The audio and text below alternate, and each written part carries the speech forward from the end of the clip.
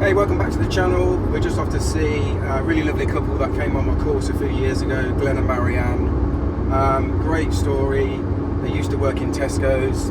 They're now full-time property developers, building a couple of lovely, really nice houses. And they're going to share their story with you about how they've raised the money, how they got the planning, where they found the site.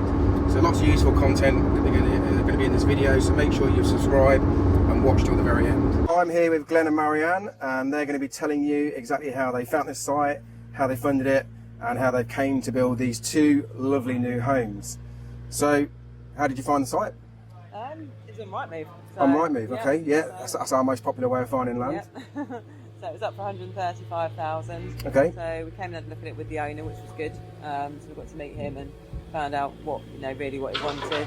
We went through the spreadsheet that he gave us, costed everything up, and then we went to his house and basically negotiated with him, didn't we? So. Scared him by showing what the real build values were compared to what he had them in his head, which then helped us initially negotiate him down to 100k, didn't we initially? So you got quite a good chunk off. And then over the preceding 12 months, a lot of other things come out of the woodwork with rights of access, and there'd been a bit of a title issue from the developer that caused another problem. So all the way, I think once it worked its way through, we paid 70k for the land. 70k, Yeah. really? So almost half price, Yeah. I think the good thing, what happened to you guys at the beginning was you met the vendor.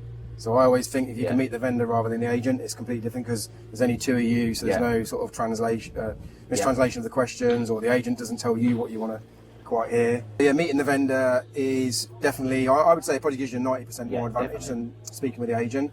And then also the fact that you went to their house, to me it's almost like they like you and they trust you, and that was probably the difference between you doing the business with the vendor and somebody else, because if they didn't like you and they didn't trust you, they wouldn't have invited you back to the house to discuss the deal. So bringing the vendor right the way down from 135 down to 70, I mean, that's, you sort of feel guilty for doing it, but it has to work by the numbers. And like you say, you don't just do that on the first offer. You have to explain it, and like you say, you'd have sat there with your bill costs and utility costs, planning, solicitors, all these fees that a lot of vendors don't really think about. They just think, oh well, you're just building a house, but you probably got 20-30 grand's worth of just the fees on something like this of buying it. But like you say, I always feel like if you sit there and explain it to the vendor, it makes a big difference, and then they realise that you're explaining why you're at that offer, rather than here's just a cheeky offer. Could you take it or leave it? I'll definitely be able to explain the reasons behind it, rather than saying, oh, here, we're going to knock 30 grand off you, just accept it. I think because we could give him the reason behind it, that definitely helped. I mean, you came on my course 4 years ago. We were just saying, 4 years, and you got this deal agreed within a week, so like 1 to 2 weeks, was it? So it's very, very quick. And I remember being excited, thinking, well, that's super quick. But like you say, it took you this long, and this is an unusual case. We'll say that, but you've persisted. I was just talking to Marianne off camera how you switched solicitors. You had the challenge, and it weren't quite working, and you've spent some money. So some people at that point would have walked away. And I think it's a good thing to just say, well, do you know what? Let's get a second opinion. Because if you just take one person's opinion and they say no, it doesn't mean say that is the right opinion. Do you know what I mean? So second opinion, and what's come out of it is you've now found probably a better solicitor to help you go forward with other deals. Do you know what I mean? And you wouldn't have had that if you'd have stuck with the other solicitor. So it's just a good point to do, and a lot of people won't do that. I think by swapping people halfway through a purchase, or even through a development like this, if you have to get rid of trades, I think you have to be like that, because it's your development. There's a lot of money at risk. You've got to get the product built on time and get it to the market. You need to be in control, and if people are not working, you've just got to get rid of them and move on to the people that do want to be here, and they're going to do the job they're paid for. So. Okay, so you found the site on Rightmove. It came with planning, so that's where I sort of tell people to start with. So 1 unit, de-risk it. You should hopefully be able to get on there fairly quickly. But what you've done is you've been speaking to the neighbours, and you managed to secure a second plot. So do you want to tell us how that came about? Well, in looking at the planning for this, because there's been quite a few planning applications put forward, there was also a plan to build a 4-bed house there. Right. So we then approached her and you negotiated that. So again, straight to the vendor, but it wasn't on the market, or? It wasn't the market. Her biggest thing was she didn't want the access running through her property. And you can get the access in from this one. We could retweak it so that it runs straight through this. So. And was that a fairly straightforward negotiation? Yeah, overall it wasn't too bad. We had a couple of we had a little kicker at the end, which made it a bit awkward, where there's a misunderstanding of where the boundary, and we had to renegotiate with her. But in the grand scheme of things, it worked still, so we did it. I mean, it's great that you've been able to get a second property, because like you say, it does make a nice little small development. But you learn a lot from the process of, like you say, all your conversations with a vendor, what you would do differently the next time. And that's why I say to people, like, your first development, you learn so much. And, sometimes it costs you a little bit of money, sometimes it costs you a little bit of time. Sorry for interrupting this video. But look, many of you are not subscribers, and we really love your support to helping this channel grow. But more importantly, you're going to be missing out on information about how we bought sites like this for just £1 and made a £500,000 profit. So make sure you subscribe, hit the notification bell. Really love to see you support the channel. Let's get back to the video. You have some wins, you have some challenges, but you get over it and you finish it with a good product and sell it, and you come out of it a good profit at the other end.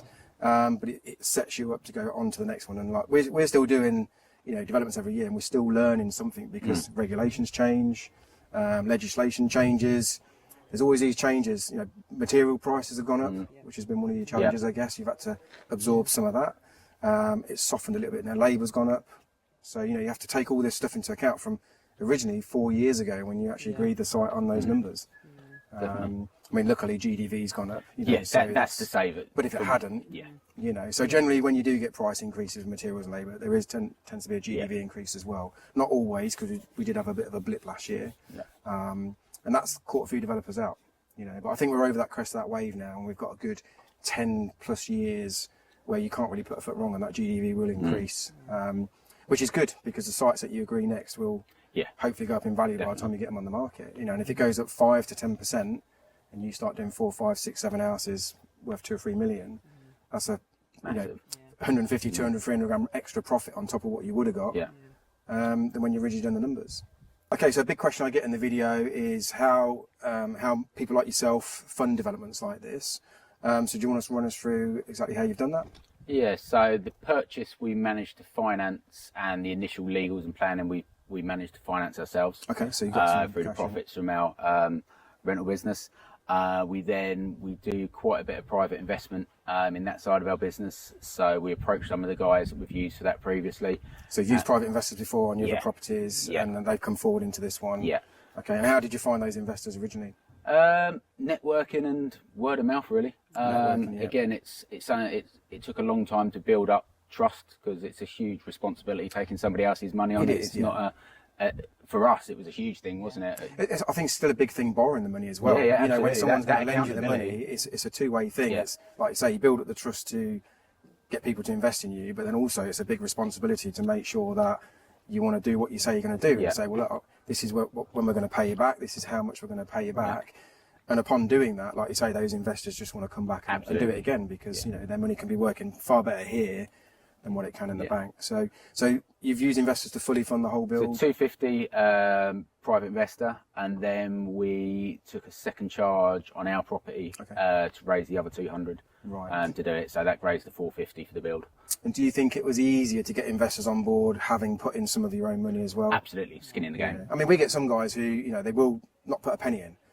I've got one guy, he's building 3 barns and he's put 500 quid in the whole deal. They're going to make 800 grand profit. So it can be done. It's just obviously more challenging, or you've got to put a bit more work in to find those investors. I mean, I personally like to put a bit of skin in the game if I'm going to work with investors, because I feel like it's a fair trade, and everyone's in on the same thing. I also get paid last. So that's the other thing that we sit down and explain to investors. We managed to structure it that way as well, because we've got the other business that pays for our day-to-day life, so we haven't had to take any profit out. So again, it gives those investors a bit of security and a bit of trust, saying, well, look, if the bank gets paid and then the investor gets paid and you get paid last, you've got to make this work. There's too much to lose to not let it happen. So we were talking about earlier as well, saying like, this is your first development, and it's good because it gives you the track record, but also, if you're going to try and raise more investment by working with other investors, you can say, well, I've been here and done it. Absolutely. Or come and have a look and see what we're doing.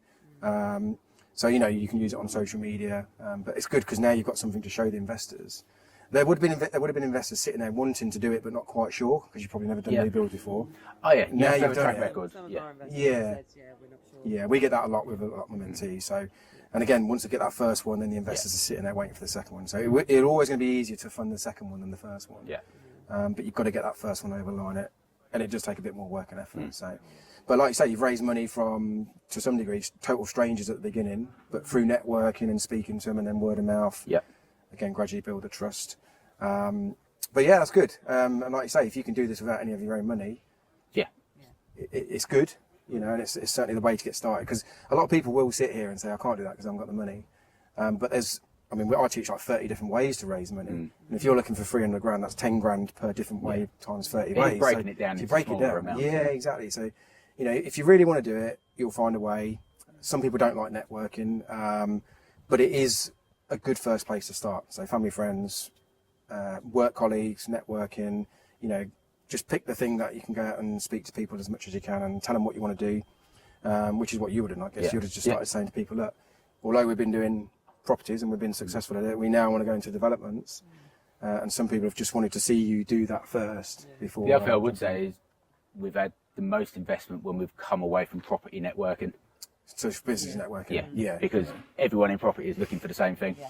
If you go out to a different environment, it's... I mean, business has been good for a lot of businesses the last few years. I know like COVID has killed a lot of business, but a lot of businesses have really boomed. And that money is sitting in the bank doing nothing. And it's very hard to extract the money out of your business these days. And like you say, they understands money a bit more than probably, you know, someone who's probably got some savings or inheritance. So yeah, there's a lot of businesses out there with a lot of money. And it's a win-win, isn't it? Because they get a good return on the money or profit share in some cases with a joint venture. You get to use the money and then do a good product and pay them back. So you get to make some money as well. Yeah. But yeah, business networking is definitely more better than property networking, I would say. Yeah, internals, I hate it. Yeah. I like to get to the structure up and get it watertight.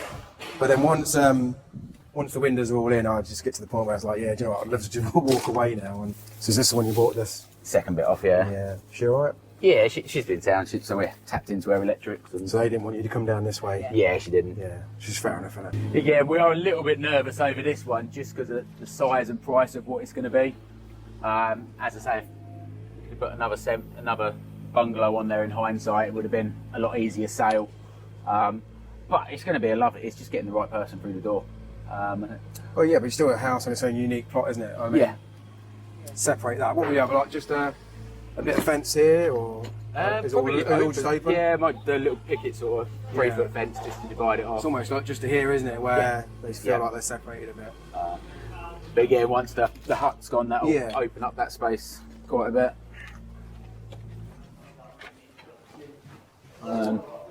Flow screeds are good, aren't they? Yeah, that went in 2 weeks ago. Yeah. So again, another learning. Get that down as soon as you can because there's drying time on it. Yeah. He's only just been able to get that flooring down. So we've got a nice big staircase. We can put some nice fancy light up there. I mean, like having a decent entrance hall does definitely sell. So you got the stairs at dogleg across there. We're going with the oaken glass on it. Yeah. So again, a bit more money, but when you walk in here, it's what the first thing people are going to see, aren't they? Yeah. And they're going to know that you haven't cut back on money. Yeah. So. Yeah. It's a good size, isn't it?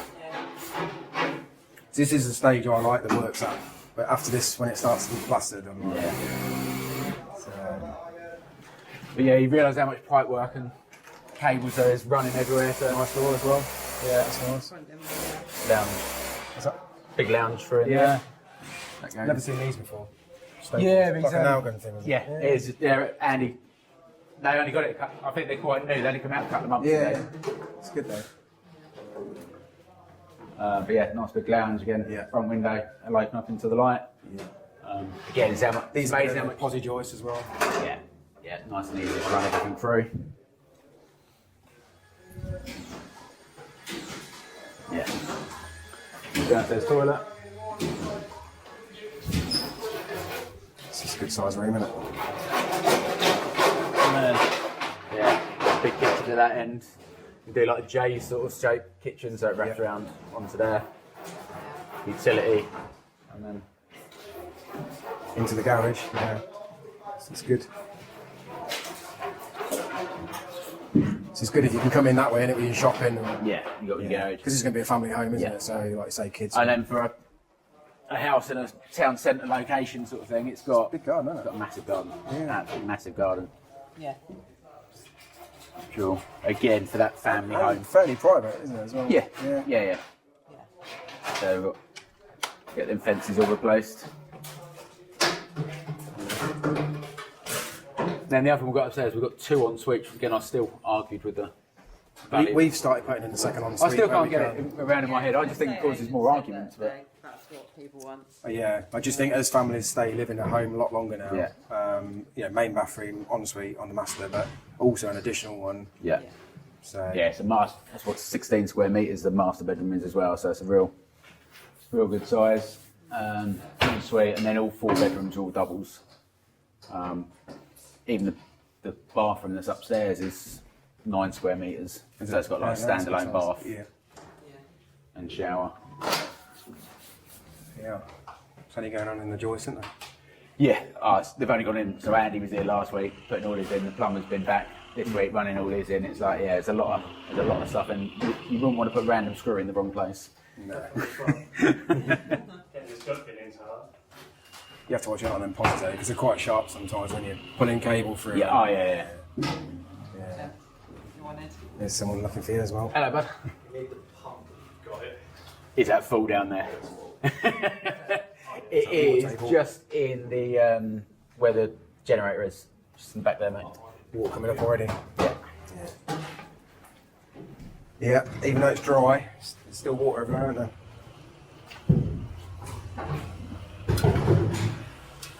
This is where Marianne will leave us because she don't like going up ladders. ladder.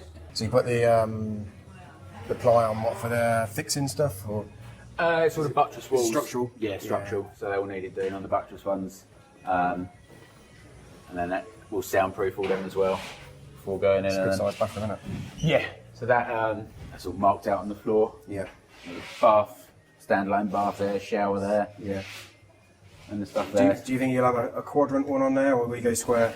Oh, and the quadrant, but Yeah. one of the ones where it breaks the corner off, just I know. it gives it that little smoother feeling rather than They boxy. do make a big difference. Because like I say, walk in, we've had them before, and you just think, yeah. Otherwise, their eye is here rather than. So all you the way just back see in. where it takes the Yeah. corner off. And again, just built-in vanity unit. Yeah. Yeah. Again, hate all this hidden plumbing. It Yeah. scares the life out of me because you've got no water to test it properly. So Yeah. that's what that's what the bells was around here for. We've been like Me, tipping down the joints. My son, he pressure tests everything. Yeah. So I don't know if these guys do it. Oh, the but- plumber is, yeah. Yeah, But it's yeah. the drainage that you can't really pressure test, can you? Right, no. So yeah, he's pressure test everything on the pipes, and yeah, so it's a bit of a manifolds got to go in there and stuff like that. But Yeah. it's all done. Yeah. So you started plasterboard as well. Yeah, so it's been a bit of a manic. We just wanted to get it to this age because we knew we were going away. Because this way, knowing it's being plastered, there's not much can be done. They're in So here we're for- away for 2 weeks. They're in here. crack on They're with going to be 2 plastering. weeks in here, aren't they, in the whole house? easy. So, like you say, it means that you can just forget about this house for 2 weeks. Yeah. That one's just flooring and Yeah, flooring decorating in the like kitchen kitchen, done. decorating. So come back and So- then we'll have a week of doing the little bits And like then shower those guys screens. just doing the groundworks, aren't they? So, Yeah. But there's not a lot they can't deal with if you're not here, is it? No, exactly. They- And I'm on the phone. yeah, but would they go to the merchants if they needed to fetch something? Yeah, they can use my accounts and stuff like that. Yeah, if they need to yeah. sort of it's that trust thing that you build up with them that if they need to. Master ensuite as well. Yeah, big ensuite in here. Again, slight issue. This window, we didn't notice, is 200 out of line, so it should have been more back this way. Again, I don't really like it. And I didn't pick it up with the architects. The fact that he designed it with the window along where the shower is, I don't. It looks like he's got an equal amount off that soil stack compared exactly. to there. So it should have been 200. So what made turn it into a bit of a feature? So we've just studded it out and we'll put one of them little reveals in. What? Because you mean it just looked too far this way? Yeah, so then we can put an 800 shower tray in. Right, It's I see. damn sight cheap. So an 800 by 1500 shower tray is about 300 quid cheaper than if we went to 17 by 1000. Yeah. Nice. So that's the 4th bedroom. That's the smallest bedroom. It's a size, isn't it? Yeah, it's still comfortably a double. Must be what? Just under 12. 12, I was going to say, 12 square metres, so it's bigger than what HMO Nice, is. Is nice. HMO still 10 metres minimum, or 10 and a half is 10 and a for half? a Yeah, couple. so for a couple, Yeah, it's crazy. But you still get double bed in here, can't you? Yeah, With, like you say, stuck with the wardrobe. data points up in the walls as well. So logically, that's what everyone wants a TV around every room and stuff like that, and Yeah. Netflix. So I can stream it straight off. Yeah, no, that's good, mate. Looking good. So it's a good timing to go away, really, isn't it? Because you're like, exactly. "Oh, you know what? I can't really do it like here anyway. So, but did you choose to go away like later on in the summer holidays and normal? No, we're planning. We just sort of worked the schedule around it, sort of thing. We was also in Ireland the week before last, so we're at the stage now where you always have that mad push the few days before you go away. If anything, I did say when you talk about the time, I always set myself a stupid deadline, because my attitude is if I fail at that stupid deadline, I'm still way ahead of what everyone else will be. I think you've got to, mate. Tesco's was totally different to what we're doing now. It's still about managing people. Okay, so with the bungalow and the house, what's going to be the end value of both of those together? GDV? So about 950. Yeah. 950. So 425 for the bungalow, 525 for the house.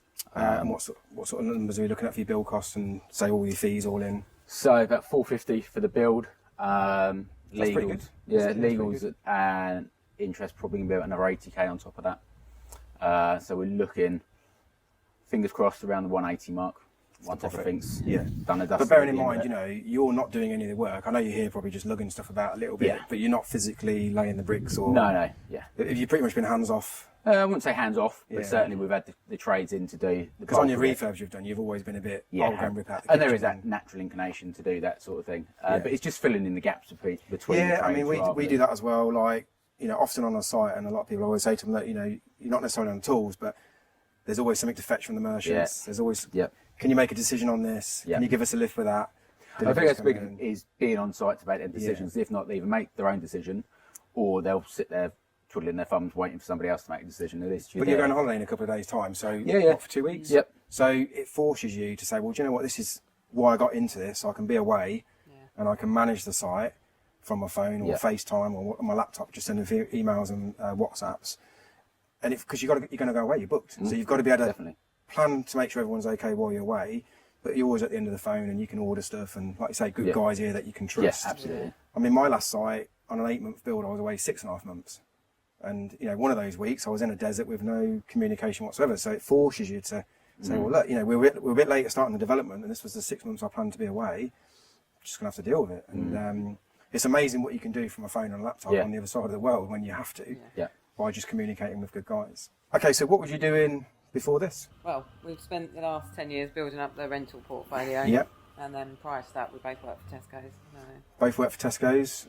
You was what store? So just below store manager. Just below store manager. And at the time had gone over to head office. And the company decided to do a load of restructuring. And as part of that, they'd done voluntary redundancy. Okay. So been there nearly 20 years, so it was quite a nice package. I was just going to ask you how long you've been there. So you've been there nearly 20 years. What about yourself, Marianne? I was there 7 years. 7 years as well. Is that where you two met? As in, yeah. Tesco's got a lot of time to Yeah, exactly. It's all their fault. But no, it's good, isn't it? Because like you say, you've met there, you've obviously got into property, you got your redundancy. Did you leave? Like, was it? No, Glenn left first, but because the way the mortgages were, one of us had to be still in employment to get the buy-to-let mortgages. So, so one of us had to stay. And it was a huge pressure on you as a mum to have to go full time. Yeah, because your parents as well. Yeah. So, which, you know, I think it's good for people watching this video because a lot of people will use it as an excuse. I've got a full-time job. I haven't got the money. I've got kids. We had all of that. So, so when you got made redundant, was you already doing like property, or was it your sort of kickstart to go for it? We'd just done our first HMO after doing some training with that, and we had a second one agreed, didn't we? Second and third one agreed, and we knew that with the money we got for redundancy, we could pay the mortgage for 12 months, basically, didn't we? Right. So you gave yourself a 12-month window to say, right, if I don't make it happen, I'm back into work at some point. That was exactly what we done. We managed to get them over line and secure a few others. We done everything at minimal cost, and we managed them ourselves, done everything we could to keep the costs down. And after that 12 months, we done enough to keep going, and we just started growing from there, and that's built the portfolio up now to sort of. Another question that we'll cover is why we're sort of changing what we're doing, really. We've got nearly 30 units now. And nearly 30 units, really? Wow. 70, 80 tenants across all of them units. So it's a big job, which we don't want to make any harder, which is why our mindset come over to building rather than well, because in the 4 years that this has been going on with planning and legals and whatever, well, I suppose you've been building like 5 or 6 months, but you've still been buying quite a few properties anyway, haven't you? So it's not like you've done nothing at the time. And you've just rinsed and repeated, because like I say, you've got the skill sets and the contacts now. So yeah, what made you want to become a developer from, like I say, building those portfolios, which to some degree, you know, to refurbish a house and get it let is probably fairly quite easy and simple compared to something like this? Yeah. So it was just around the labour intensive of managing the properties, the continual maintenance, the continual dealing with tenants. We're lucky. Touch wood, we tend to have pretty good tenants. We haven't had some of the horror stories that you hear out there, but still it is very labour intensive. And it's typically dealing with old houses. This is the opportunity to build lovely new houses that you can really walk away proud from. And the leverage. You know, there's also that side, isn't there? Because like you say, you've got some good guys there just doing what they do. Yeah. You know, the bricklayers doing the bricklaying, the carpenters doing the carpentry. But I suppose the biggest thing is, because I used to have a property portfolio, and it's great to have another property, and if you can get all your money out, that's great. But like you say, you do a full refurb, that can probably take 12, 16 weeks. Especially if it's a HMO conversion, and then you might add another £1,000, £600,000 a month rent. But if you're going to be doing this and you're going to make 180, and you can do it in a tax efficient way, you know, that's a big impact on anybody's bank balance. And you think how many properties you'd have had to have done in this time. I mean, if this was a straightforward purchase, you would have been on site within, say, 6 months. You would have built in 6 months, and you could have probably sold it off plan. So, you know, 12 to 15 months you could have been done and dusted and got your 180 grand. Do you know what I mean? So that's obviously in a perfect scenario. But how many properties would you have had to bought to get that 180 grand within that time? You know, it's a lot, and it's unrealistic, and like you say, it's quite time consuming and stressful trying to get one house and turn it into 6 rooms. But it has given us the comfort of being able to rely on that money. Yeah, well, you've got your cash flow. We class that as a day job basically at the moment, while we transition over to this, which keeps us funded and keeps our way of life going while we've been doing this until the money comes out at the end. I mean, how much time would you say you spend on this a week, sort of managing this? And if it's not the physical side of site stuff, but like managing it, because you're going to go away for 2 weeks, so so probably the managers are probably 10 hours, 15 hours a week. And then there's a lot of, it's all the things behind the scenes of ordering and stuff like that you're doing with the finance side of it as well. So there's definitely hours involved in it, but for 180 grand for potentially 15, 20 if you divide up the hours by it's the crazy. money, then it's probably good money. And when do you think you get these on the market? Because this one's just having the floor done, it's pretty much finished inside, and the guys are just starting the groundworks. So we've got the groundworks guys in now, so we're hoping to have this by the middle of, so when we come back from holiday, all the utilities will be in, and we're just looking at getting the landscaping done in the gardens. Again, we're not going to go with the big developers' routes. We're actually going to put proper patios down. I mean, 6 paving slabs. Yeah, exactly. No more than that. Well, I mean, look, we put decent sized patios down, and they always sell the property because it's the first thing they notice if they go and look at other properties. So we're in mid-August now. So do you think by the end of the year you'll be done, finished? That's certainly the plan. Because September's a good time to get them on the market. It does put the pressure on you to get them finished and signed off. Yeah, that was always our sort of, we want them by September because we want to have them moved in by Christmas. That's sort of September, like to go October. away for December, don't they, as well? So there is that to Yep. bear in mind. Yep. But, you know, I think you need to push yourself with these targets. Yeah. Whether you've got development finance, whether you've got investor finance, even if it's your own money, you still need to be getting on with it and say, right, that's the deadline. Yep. A lot of deadlines are often missed in this game just from the weather, material supply. Like you say, your kitchen fitter's not come in today because it's not very well. And that has a knock-on effect sometimes, you know what I mean, when one trade doesn't come in. So there's lots of things outside of our control. It's quite good when you're doing 2 houses because there's always something going on in there. If you're just doing one, you can sometimes get a few gaps. But yeah, it's a good deadline to hit, and it'd be nice for you to go away at Christmas sometimes, don't you? And we'll get away we'll be away at Christmas. If you can be away when the completion happens, it's the dream, isn't it? Definitely. Okay, so what roles do you do in the developments? Does one sort of focus on looking for the plots, one focus on managing the site stuff? Do you share roles? Yes, I'd say I probably focus more on looking for new plots, and and we've got 2 coming up now, and Glenn manages the team on site. Is that what you're used to doing with the refurbs? Similar sort of thing. You'd look for the properties. You'd manage that's sort of how we've always worked it. You deal with the admin side and the legal side, so that particularly the signal's a bit of a nightmare here at times, sort of thing. So doing all them sort of we've had it on our last site, and you don't realise that how frustrating it is. Just trying to have a phone call with somebody and the signal's going, especially once you start building it, makes it even worse. But I think it's good to have clear defined roles and responsibilities, so there's no crossover, no gaps, and ultimately I'd probably say, you probably enjoy the bits that you're doing, you enjoy the bits that you're doing, because for me, I like to be on site and be with others. I don't really like the admin stuff, but it's got to be done. Dealing with legals and stuff like that and planning, can get a little bit frustrating at times because, you know, the so-called professionals who charge you a lot of money don't do their job. But let someone else, and just chasing people all the time. But it's got to be done. And, you know, like if I'm down on site, I'm not getting that stuff done. So this is one of the benefits, I think, of working as a couple, is that you can get it all done, you know. Yeah. And it works really well with the kids. Obviously on site I can get called and questioned about anything at random times. Well, with your stuff, you can put it down and pick it up around the kids. So you get to pick the kids up and drop them off every day and stuff like that, which is huge compared to what life was previously. Yeah. Are you going to get the kids involved? Are they going to become developers? They were yesterday, weren't Were they? they? Yeah. What? They love looking around Do on they? site. Yeah. Love meeting the team.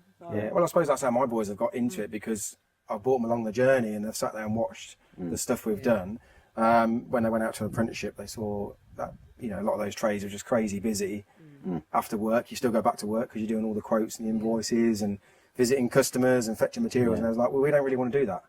Well, if we spend 3 years working with you doing the developments instead of 3 years becoming a qualified electrician and plumber, where would we be? And hence to say that's why they pretty much run their own stuff now and don't really need a lot of my guidance. You know, if anything, I'm in the way half the time and they tell me to clear off. So it works for their benefit. But I think it's great, again, if you can get the kids involved. And I know kids are quite young, but they are watching everything you do, taking it all in, and then they're looking at their other friends' parents and what they do for a living. You know, if you guys are on holiday quite a few times a year and you get to enjoy it as a family, and you know, you just got that time to be able to pick them up from school and everyone's busy, they're like, well, actually, I'd rather do this because I get to spend time with my parents. Absolutely. You know, whereas my parents were always working, so it does make a big difference. But look, ultimately, it's about legacy as well, isn't it? If you can pass on these skills to your kids and do it as a family, and eventually when you sort of take a step back, to give your kids the support and skills and get them into something they really enjoy doing, where they get paid really well for doing it, so they can have a great life. A huge thing for us is we want to teach them that they haven't just got to do a 9 till 5 job.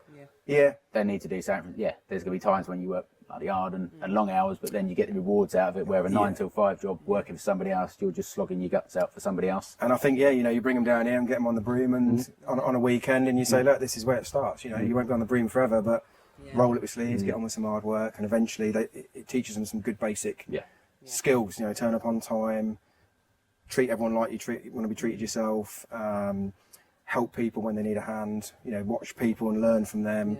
And I just think they absorb it all in, and by the time they're sort of 18 to 20 years old, they're more like 30 to, you know, so far advanced. So I think it's just good stuff, and it'll be rewarding for you, definitely. Oh, definitely. Okay, so any big challenges that you had, or like major things that have been setbacks? Obviously, there was the advert, the legals. ransom strip.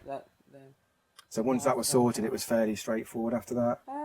Pretty much, but it was a bit about the rights of access as well. We had to get a legal team involved with the 4 houses that we're going to share this driveway with. So there was a few legals to deal with then, and then just the weather when. You started in when the weather was the wettest winter on record, haven't we? Really. We started in December and then had to put it back. So basically, once we discovered we had to pile as well, which is an extra complication and cost on the site, we then started in the first week in December, and after a week we pulled off site. It was just crazy wet. Literally, they were boring the holes, and within an hour, full of water. They were just full of water. So we had to pull off and then come back in January, which is still a challenge. As I say, I've said it a lot of times, especially the groundworks team we had in there. Absolutely hats off to them. They really ploughed through some horrible weather. But the reward of that is now we're at this stage. We had conversations with you, didn't we, about do we hang about do you start March, or do you stop? April time, but in reality the bad weather didn't stop in March. It didn't. No, if we'd waited for the bad weather not to stop, we would have not started on here till June, July time. So I mean, considering your brickies have worked in quite bad weather, you know, the brickwork does look really, really good. But you had one of the worst winters. I'm sure it was wet from September almost up until June. And we don't really get a lot of rain here, do we? To be fair.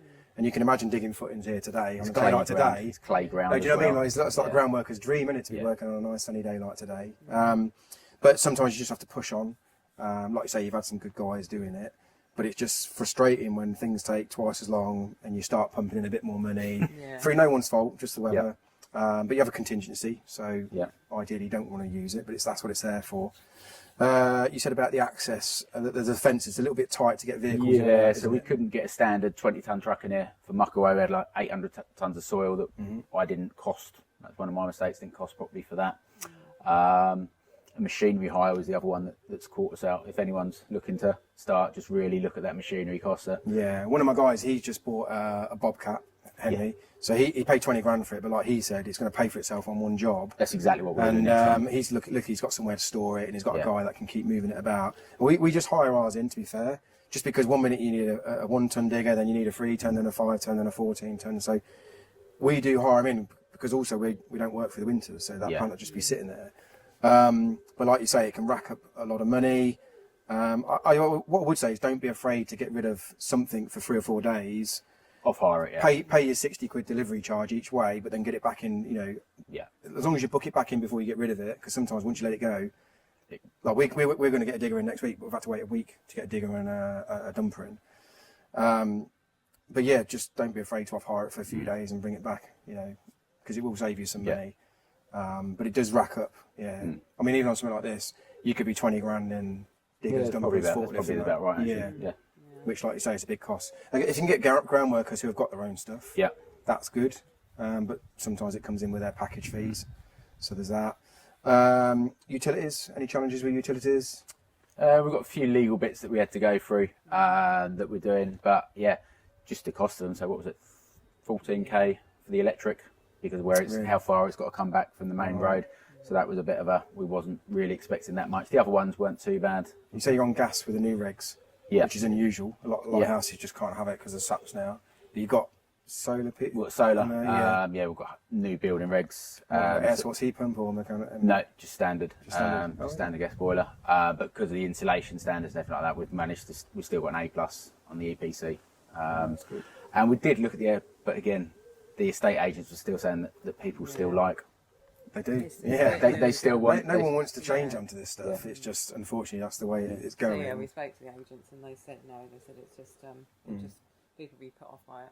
So and ultimately, they're the people going to buy the house. So exactly, we've gone that way.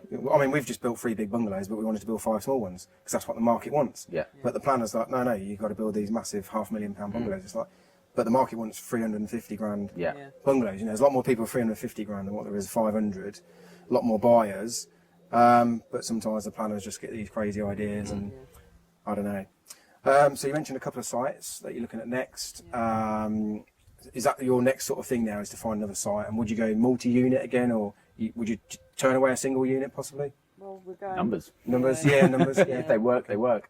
We've actually looked at our existing portfolio to see what we can do there. So we've got 2 HMOs next to each other, and you've approached the other lady that lives there, and we're going to mimic what's gone on down the street and take the good chunk of the gardens off Barter and buy hers. Hopefully for a good price.